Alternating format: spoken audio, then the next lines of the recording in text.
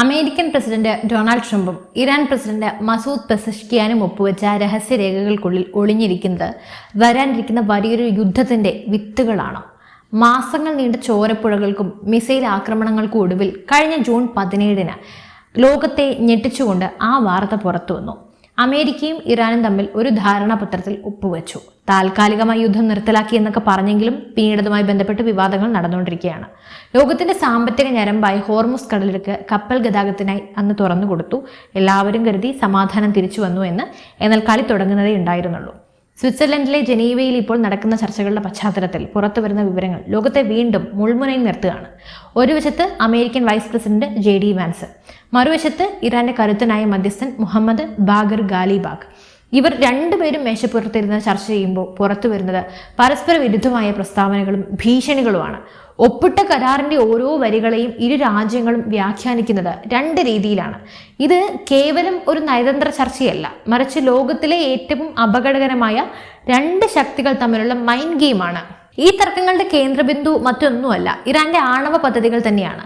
60 ദിവസത്തെ ചർച്ചാ കാലയളവിനുള്ളിൽ ആണവ പ്രശ്നങ്ങൾക്ക് ശാശ്വത പരിഹാരം കാണണം എന്നായിരുന്നു കരാറിലെ പ്രധാന വ്യവസ്ഥ. എന്നാൽ കരാർ ഒപ്പിട്ടതിന് തൊട്ടു പിന്നാലെ ഡൊണാൾഡ് ട്രംപ് തന്റെ സോഷ്യൽ മീഡിയ അക്കൗണ്ടിൽ കുറിച്ചൊരു വാചകം ലോകത്തെ ഞെട്ടിച്ചു. ഭാവിയിൽ, അതായത് ഇൻഫിനിറ്റി വരെ ഉയർന്ന തലത്തിലുള്ള ആണവ പരിശോധനകൾക്ക് ഇറാൻ പൂർണ്ണമായും സമ്മതിച്ചിരിക്കുന്നു എന്ന്. ട്രംപിന്റെ ഈ ഇൻഫിനിറ്റി പ്രസ്താവന ടെഹ്റാനിൽ വലിയൊരു ഭൂകമ്പമാണ് സൃഷ്ടിച്ചത്. എല്ലാ കാലത്തും ഇറാന്റെ ഉന്നത ഉദ്യോഗസ്ഥർ ഉടനെ തന്നെ രംഗത്തെത്തി ഈ വാദത്തെ പൂർണ്ണമായിട്ടും തള്ളി പറഞ്ഞു. സ്ഥിരമായിട്ടോ കടുത്തതോ ആയ ഒരു നിരീക്ഷണത്തിനും തങ്ങൾ സമ്മതിച്ചിട്ടില്ല എന്ന് അവർ ഉറപ്പുവെച്ചു പറഞ്ഞു. എന്നാൽ ട്രംപ് വിട്ടുകൊടുത്തില്ല. അദ്ദേഹം വീണ്ടും ആഞ്ഞടിച്ചു. അവർ പറയുന്നത് പച്ചക്കള്ളമാണ്, ഞങ്ങൾ 100% പരിശോധന ഉറപ്പാക്കിയിട്ടുണ്ട്. ഇനി അവർ അത് തിരുത്തുകയാണെങ്കിൽ ഈ നിമിഷം ഞാൻ ചർച്ചകൾ റദ്ദാക്കുമെന്ന്, മീറ്റിംഗുകളെല്ലാം അവസാനിപ്പിക്കുമെന്ന്. ട്രംപിന്റെ ഈ തുറന്ന ഭീഷണിക്ക് മുന്നിൽ ഇറാൻ വഴങ്ങിയില്ല. യുദ്ധത്തിൽ തകർന്ന തങ്ങളുടെ പ്രത്യേക സൈനിക താവളങ്ങളിലേക്ക് അന്താരാഷ്ട്ര ഇൻസ്പെക്ടർമാരെ പ്രവേശിപ്പിക്കുന്നത് സംബന്ധിച്ച് യാതൊരു ഉറപ്പും ജനീവയിൽ നൽകിയിട്ടില്ല എന്നാണ് ഇറാന്റെ നിലപാട്. എന്നാൽ ഈ നാടകീയമായ തർക്കങ്ങൾക്കിടയിലേക്കാണ് അന്താരാഷ്ട്ര ആണവോർജ ഏജൻസി IAEA മേധാവി റാഫേൽ ഗ്രോസിയുടെ നിർണായകമായ എൻട്രി സംഭവിക്കുന്നത്.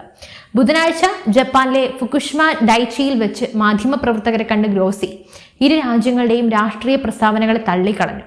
രണ്ട് പ്രസിഡന്റുമാരും ഒപ്പുവെച്ച ധാരണാപത്രത്തിന്റെ യഥാർത്ഥ പകർപ്പ് ചൂണ്ടിക്കാണിച്ചാണ് അദ്ദേഹം സംസാരിച്ചത്. രാഷ്ട്രീയ പ്രസ്താവനകൾ എനിക്ക് മനസ്സിലാകും, അവ യാഥാർത്ഥ്യത്തിന്റെ ഭാഗമാണ്. പക്ഷേ രണ്ട് പ്രസിഡന്റുമാരെ ഒപ്പിട്ട വ്യക്തമായൊരു ധാരണാപത്രം നമ്മുടെ മുമ്പിലുണ്ട്. അതിലെ ഓരോ വരികളിലും കൃത്യമായി എഴുതി വെച്ചിട്ടുണ്ട്. ഇറാന്റെ ആണവ വസ്തുക്കളുടെയും സൗകര്യങ്ങളുടെയും മേൽനോട്ട ചുമതല പൂർണ്ണമായും IAEAക്ക് ആയിരിക്കുമെന്ന്. പക്ഷെ സത്യം എന്താണെന്നാൽ ഇപ്പോഴും IAEA ഇൻസ്പെക്ടർമാരെ തങ്ങളുടെ പ്രധാന കേന്ദ്രങ്ങളിൽ പ്രവേശിപ്പിക്കുന്നതിൽ നിന്നും ഇറാൻ തടഞ്ഞിരിക്കുകയാണ്. ഏജൻസിയുടെ രഹസ്യ വിലയിരുത്തലിൽ പ്രകാരം ഇറാന്റെ കൈവശം ഇപ്പോൾ തന്നെ ഒന്നിലധികം ആണവായുധങ്ങൾ നിർമ്മിക്കാൻ ശേഷിയുള്ള ഉയർന്ന അളവിൽ സമ്പുഷ്ടീകരിച്ച യുറേനിയം ശേഖരമുണ്ട്. തങ്ങളുടെ ആണവ പദ്ധതികൾ സമാധാനപരമായ ആവശ്യങ്ങൾക്ക് വേണ്ടിയുള്ളതാണെന്ന് ഇറാൻ ആവർത്തിക്കുമ്പോഴും ഇൻസ്പെക്ടർമാരെ അകറ്റി നിർത്തുന്നത് ലോകരാജ്യങ്ങളിൽ വലിയ ഭീതിയാണ് ജനിപ്പിക്കുന്നത്. ഈ യുറേനിയം ശേഖരത്തിന്റെ സമ്പുഷ്ടീകരണ നില കുറയ്ക്കാതെ ഈ സമാധാന കരാർ മുന്നോട്ട് പോകില്ല എന്ന് അമേരിക്ക വ്യക്തമാക്കുമ്പോൾ ജനീവയിലെ ചർച്ചകൾ ഏത് നിമിഷവും തകരാമെന്ന അവസ്ഥയിലാണുള്ളത്. ചർച്ചകളെ അട്ടിമറിക്കാൻ സാധ്യതയുള്ള രണ്ടാമത്തെ വലിയ ബോംബ് സാമ്പത്തിക തർക്കങ്ങളാണ്. യുദ്ധത്തെ തുടർന്ന് അമേരിക്ക മരവിപ്പിച്ച് വെച്ചിരിക്കുന്ന ഇറാന്റെ കോടിക്കണക്കിന് ഡോളറിന്റെ ആസ്തികൾ തിരികെ നൽകുന്നതിനെ ചൊല്ലിയാണ് അടുത്ത തർക്കം. ഈ പണം കൈകാര്യം ചെയ്യാൻ മധ്യസ്ഥ രാജ്യങ്ങളുടെ പിന്തുണയോടെ ഒരു പ്രത്യേക സാമ്പത്തിക സംവിധാനം ട്രംപ് ഭരണകൂടം മുന്നോട്ട് വെച്ചിട്ടുണ്ട്. എന്നാൽ അതിനൊപ്പം ട്രംപ് വെച്ച ഒരു നിബന്ധന ഇറാനെ അക്ഷരാർത്ഥത്തിൽ പ്രകോപിപ്പിച്ചു കളഞ്ഞു. ആ പണം ഉപയോഗിച്ച് ഇറാൻ അമേരിക്കൻ ഉൽപ്പന്നങ്ങൾ മാത്രമേ വാങ്ങാവൂ എന്നാണ് ട്രംപിന്റെ വാദം. ഇതൊക്കെ എവിടെ പ്രായോഗികമായിട്ടുള്ളൊരു കാര്യമാണ്?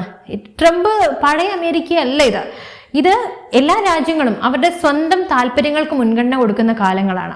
ഗോതമ്പ്, സോയാബീൻ എന്നിവയുൾപ്പെടെ അമേരിക്കയിൽ നിന്നുള്ള ഉൽപ്പന്നങ്ങൾ വാങ്ങാൻ വേണ്ടി മാത്രമേ ആ പണം ഉപയോഗിക്കാവൂ എന്ന്. അതായത് ഇറാന്റെ സ്വന്തം പണം വിട്ട് കിട്ടണമെങ്കിൽ അത് അമേരിക്കയുടെ സാമ്പത്തിക വളർച്ചയ്ക്കും അമേരിക്കൻ കർഷകരുടെ ലാഭത്തിനും വേണ്ടി ചെലവഴിക്കണം. ഈ നീക്കത്തെ ഇറാൻ കടുത്ത ഭാഷയിലാണ് എതിർത്തത്. ജനീവയിലെ ഐക്യരാഷ്ട്രസഭയിലെ ഇറാന്റെ അംബാസഡർ അലി ബഹ്റൈനി ഇതിനെതിരെ ശക്തമായി പ്രതിഷേധിച്ചു. ആ ആസ്തികൾ ഇറാന്റെ പരമാധികാര സ്വത്താണ്. അതെങ്ങനെ ചെലവഴിക്കണമെന്ന് തീരുമാനിക്കാനുള്ള അവകാശം ഇറാന് മാത്രമാണ്. അമേരിക്കയിൽ നിന്നും കാർഷിക ഉൽപ്പന്നങ്ങൾ വാങ്ങണമെന്ന് യാതൊരു നിബന്ധനയും ഞങ്ങൾക്ക് മേൽ അടിച്ചേൽപ്പിക്കാൻ കഴിയില്ല. മാസങ്ങൾ നീണ്ട യുദ്ധവും കടുത്ത ഉപരോധങ്ങളും കാരണം ഇറാന്റെ സമ്പദ് വ്യവസ്ഥ പൂർണ്ണമായും തകർന്നിരിക്കുമ്പോൾ അതുകൊണ്ട് തന്നെ ഈ മരവിപ്പിച്ച പണം വിട്ടുകിട്ടുക എന്നത് ഇറാന് നിലനിൽപ്പിന്റെ പ്രശ്നം കൂടിയാണ്. എന്നാൽ അമേരിക്ക ആകട്ടെ ഈ പണത്തെ ഇറാനെ തങ്ങളുടെ വഴിക്ക് കൊണ്ടുവരാനുള്ള ഒരു ആയുധമായിട്ടാണ് കാണുന്നത്. ഞങ്ങൾ പറയുന്ന വ്യവസ്ഥകൾ അനുസരിച്ച് മാത്രമേ പണം നൽകൂ എന്ന് അമേരിക്ക വാശി പിടിക്കുമ്പോൾ ചർച്ചകൾ വീണ്ടും വഴിമുട്ടുകയാണ്. ഇത് മാത്രമല്ല, യുദ്ധാനന്തര ഇറാന്റെ പുനർനിർമ്മാണത്തിന് വേണ്ടി ഏകദേശം $300 ബില്യൺ, അതായത് ഏകദേശം 30,000 കോടിയിലധികം ഡോളർ വിലമതിക്കുന്ന ഒരു അന്താരാഷ്ട്ര ഫണ്ടിനെ കുറിച്ച് ഈ കരാറിൽ പരാമർശമുണ്ട്. യുദ്ധത്തിൽ തകർന്നടിഞ്ഞ തങ്ങളുടെ അടിസ്ഥാന സൗകര്യങ്ങൾ വീണ്ടെടുക്കാൻ ഈ വൻ തുക ഉടനടി ലഭ്യമാക്കണമെന്നാണ് ജനീവയിൽ ഇറാന്റെ പ്രതിനിധികൾ ആവശ്യപ്പെടുന്നത്. എന്നാൽ അമേരിക്കയുടെയും JD വാൻസിന്റെയും നിലപാട് തികച്ചും വ്യത്യസ്തമാണ്.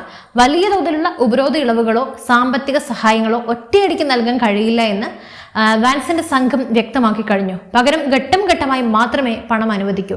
ഇറാൻ ആണവ പരീക്ഷണങ്ങൾ നടത്തുന്നതിനനുസരിച്ച് ഓരോ ഘട്ടത്തിലും അവർ നടത്തുന്ന അളക്കാവുന്ന നടപടികൾ വിലയിരുത്തി മാത്രമേ അടുത്ത ഘട്ട ഫണ്ട് അനുവദിക്കൂ എന്നൊക്കെയാണ് അമേരിക്കൻ ഫോർമുല. കൂടാതെ ഈ പുനർനിർമ്മാണ ഫണ്ട് അമേരിക്കൻ നികുതിദായകരുടെ പണത്തിൽ നിന്ന് യാന്ത്രികമായി നൽകില്ല എന്നും വാൻസ് വ്യക്തമാക്കുന്നുണ്ട്. എന്തൊക്കെയാണെങ്കിലും ഇവിടെ നമുക്ക് ഒരിക്കലും അമേരിക്കയെ ന്യായീകരിക്കാൻ സാധിക്കില്ല. അമേരിക്ക അവരുടെ തനിനിറം കാട്ടിയെന്നേ നമുക്ക് ഇതിൽ നിന്നും മനസ്സിലാക്കാൻ സാധിക്കുന്നുള്ളൂ. അല്ലെങ്കിലും ഈ കരാർ ഒപ്പിട്ട സമയം നമ്മൾ ഈ കരാർ പരിശോധിച്ചപ്പോൾ അത്ഭുതപ്പെട്ടിരുന്നു അമേരിക്കയുടെ ഭാഗത്ത് നിന്ന് ഇത്തരത്തിലൊരു നീക്കമെന്നു. ഇപ്പോൾ അവർ തന്നെ അത് തിരുത്തി കുറിച്ചിരിക്കുന്നു. എന്തായാലും താൽക്കാലികമുണ്ടായ ഏക ആശ്വാസം ഹോർമുസ് കടലിടുക്ക് വീണ്ടും തുറന്നു കൊടുത്തത് എന്ന് മാത്രമാണ്. മാസങ്ങളോളം ഈ ജലപാത അടഞ്ഞിടന്നപ്പോൾ ലോകം വലിയൊരു ഊർജ്ജ പ്രതിസന്ധിയുടെയും എണ്ണവിലക്കയറ്റത്തിന്റെയൊക്കെ ഭീതിയിലായിരുന്നല്ലോ. കരാർ ഒപ്പിട്ടതോടെ കപ്പൽ ഗതാഗതം പുനരാരംഭിച്ചു. റൂട്ട് അടച്ചപ്പോൾ കടലിൽ കുടുങ്ങിപ്പോയ ഏകദേശം 11,000 നാവികരെ രക്ഷപ്പെടുത്താനുള്ള ദൗത്യവും അന്താരാഷ്ട്ര സമുദ്ര ഏജൻസി യുദ്ധകാലാടിസ്ഥാനത്തിൽ ആരംഭിച്ചു കഴിഞ്ഞിരുന്നു.